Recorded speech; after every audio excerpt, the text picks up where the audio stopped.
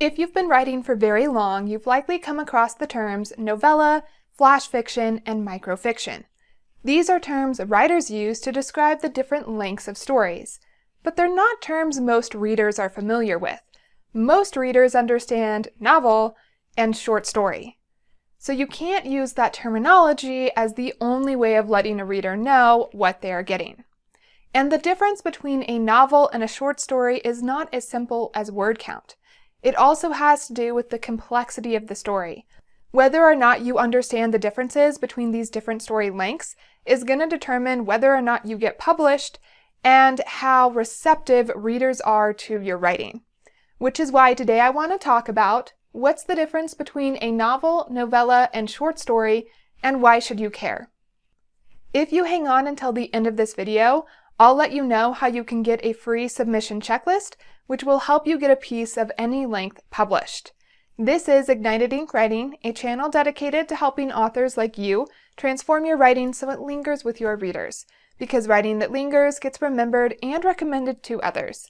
I'm Caitlin Burvey, editor and author. Let's start with how complexity dictates word count. In this section, I'm going to go through each of the different types of stories and how long they really are. I'll also talk about what complexity has to do with that length. First, let's start with what is a novel. A novel is what most people think of when you say, I'm writing a fiction book. Whether you're writing fiction or nonfiction, the word count of a full-length book tends to be 50,000 to 120,000 words. This is the accepted length in the publishing industry. If you step outside of that length, then you're less likely to get published. Now, if you're writing young adult or books for teens, it's more likely to be 50,000 to 100,000 words. And if you're writing for middle graders, it's going to be closer to 35,000 to about 50,000 words. Now, this varies widely by genre. So I'm going to do a breakdown by genre here real quick for adult fiction. If you're writing young adult, subtract about 10,000 words from each of these, and that should give you a good indication of what's acceptable in YA. General, contemporary, and literary fiction are 60,000 to 80,000 words. Romance is 60,000 to 100,000 words. The higher end of that is for speculative and historical romances. If you're writing a contemporary romance, you don't get to do 100,000 words very often. If you're writing mystery, thriller, or horror, it should fall within 70,000 to 90,000 words.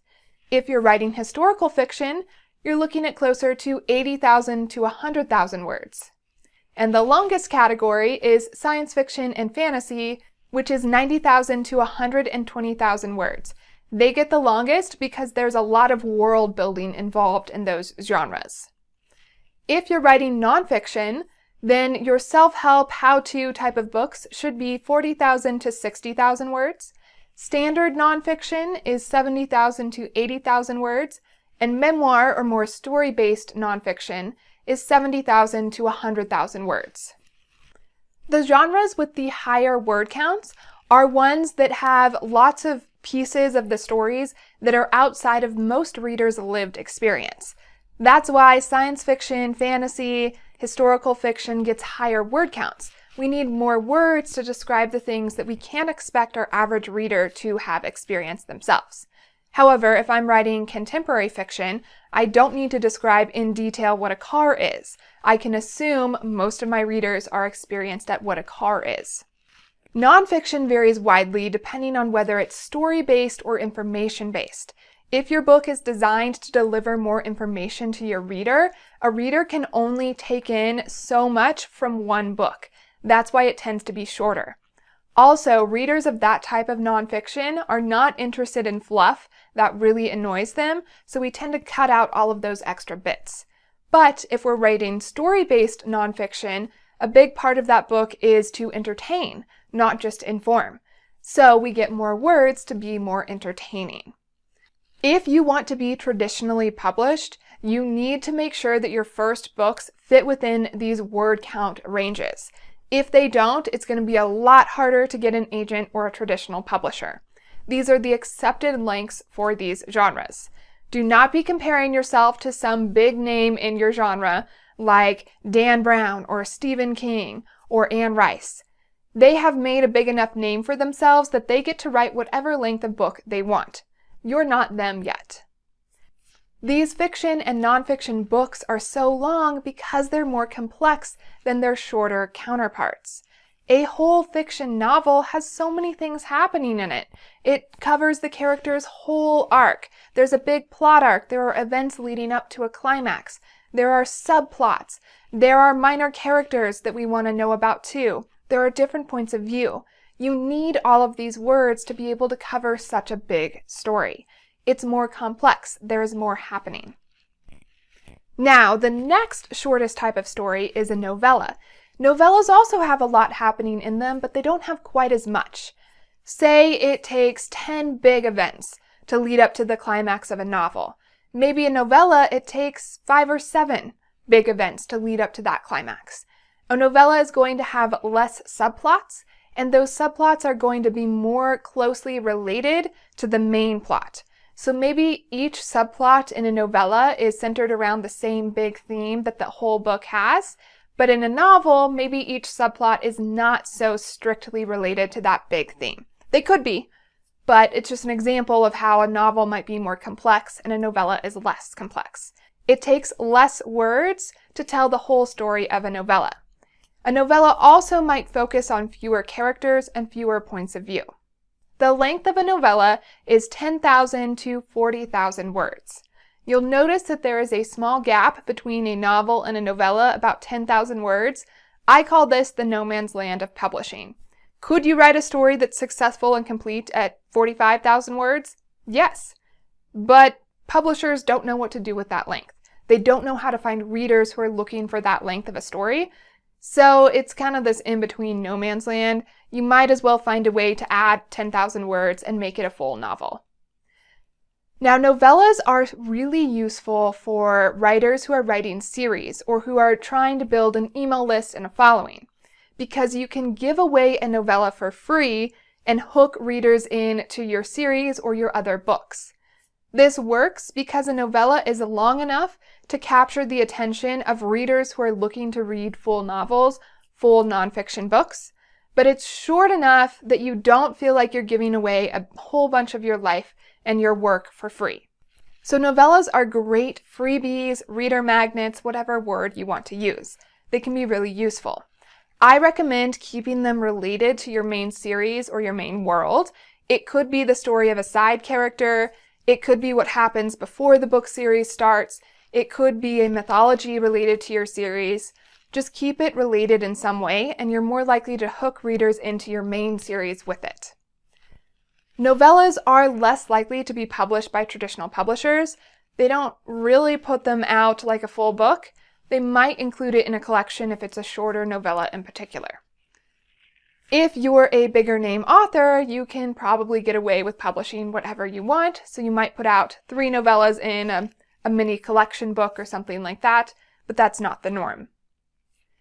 After novellas, we have this little thing called a novelette, which is about 7,500 words to 17,000 words.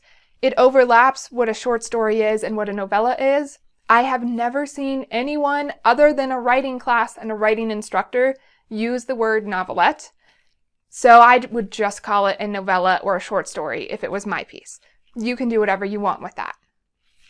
Again, a novelette is slightly less complex than a full novella or a novel is. Then we have short stories. Short stories, depending on who you ask, are 1,500 words to 10,000 words or 2,000 words to 10,000 words. Short stories tend to focus on a moment in time or one event in a character's life. This is not their whole entire growth story. It's the story of this one piece of their journey as a person. Now, longer short stories, the ones that tend towards the 10,000 words, often have multiple scenes and more of an arc to them. Much shorter short stories tend to take place in one scene, in one moment in time, literally. Either can be successful, but in a short story, you often don't have time for subplots really at all, so it's focused on that main plot line and that main character. They're also less likely to have multiple points of view, but that's not unheard of. It's just that each point of view is focused on that one main storyline. So short stories are simpler than novels and novellas are. It's that complexity piece again. It's not just about word count. It's about knowing how complex your story is and giving it the appropriate number of words. Now, after short stories is flash fiction. This is 500 to 2,000 words. Flash fiction really takes place in a moment. It's a flash of a story. It's usually one scene and it's over with real quick. Microfiction is anything less than 500 words. Yes, there are stories that are less than 500 words. Both microfiction and flash fiction are more popular among writers, in my experience, than they are among readers. However, writing contests love flash fiction and microfiction. It's really common there, so it's worth writing a little bit, trying it out to see if you can win some contests, maybe get some buzz around you as an author. I will say that they take a bit of practice.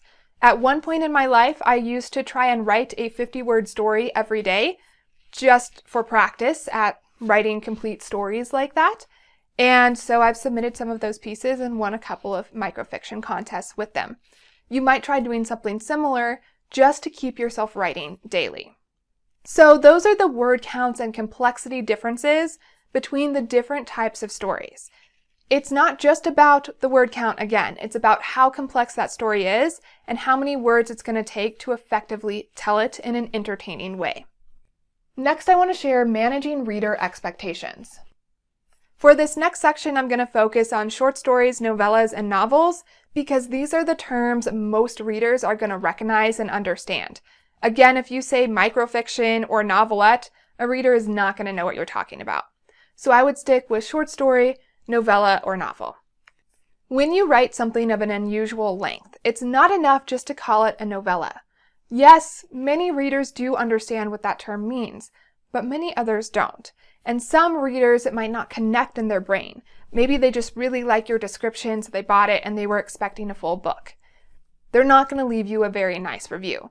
So you need to make it clear what your reader is getting. Are they getting a short story? Are they getting a full novel? Are they getting something in between? I do this in a couple of ways on my collection When Magic Calls. First is the subtitle. The subtitle is A Collection of Modern Fairy Tales. Literally says a collection. So it makes it clear that a reader's not getting a novel, they're getting a collection of short stories.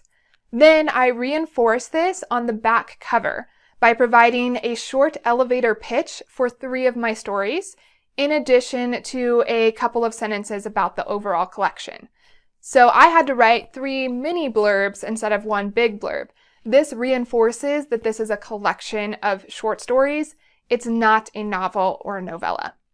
So if you're doing a collection, you want to drive home that point in a similar way. Also, your price should reflect the length of the book that your reader is getting. So a reader who's used to paying $5.99 for an ebook or $15 for a paperback is expecting a novel. They're expecting that 80,000 word mystery book.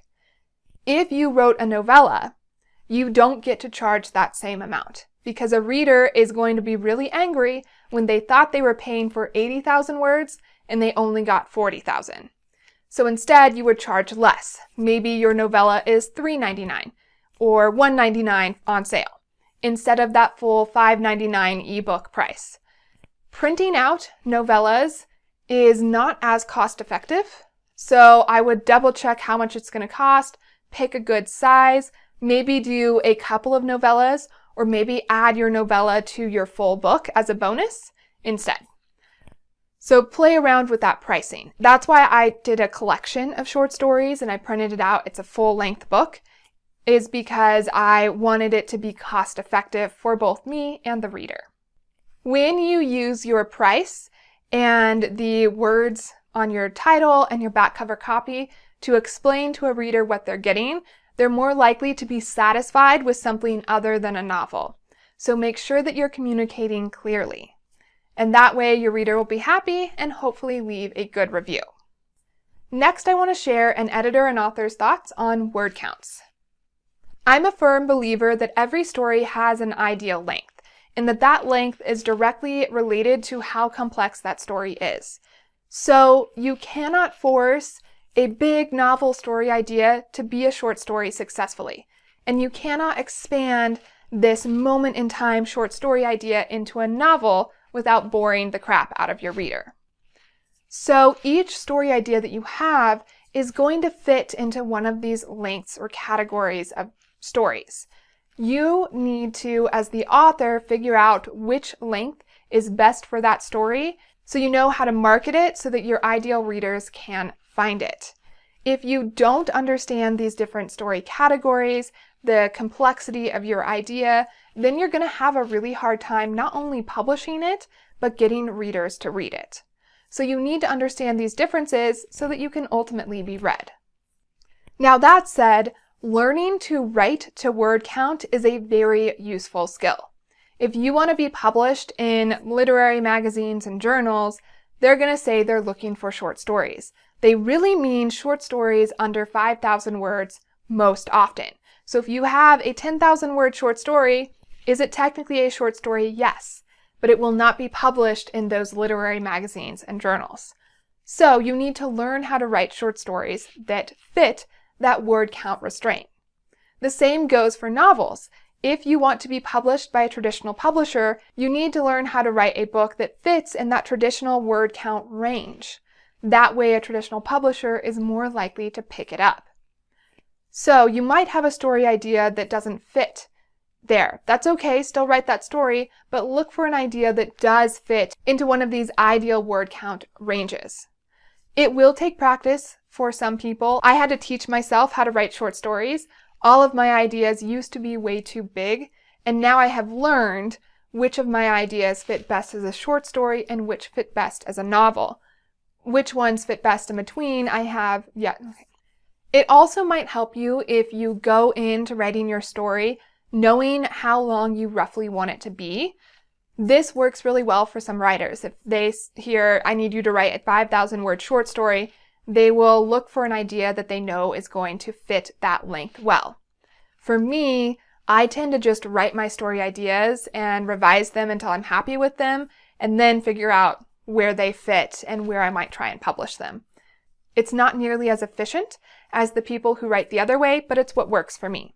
You're going to have to figure out what works for you too. That said, which length of story do you gravitate towards? Do you write more novels, more short pieces, more things in between? Share it in the comments below. Like I said, I used to write pretty much exclusively novels.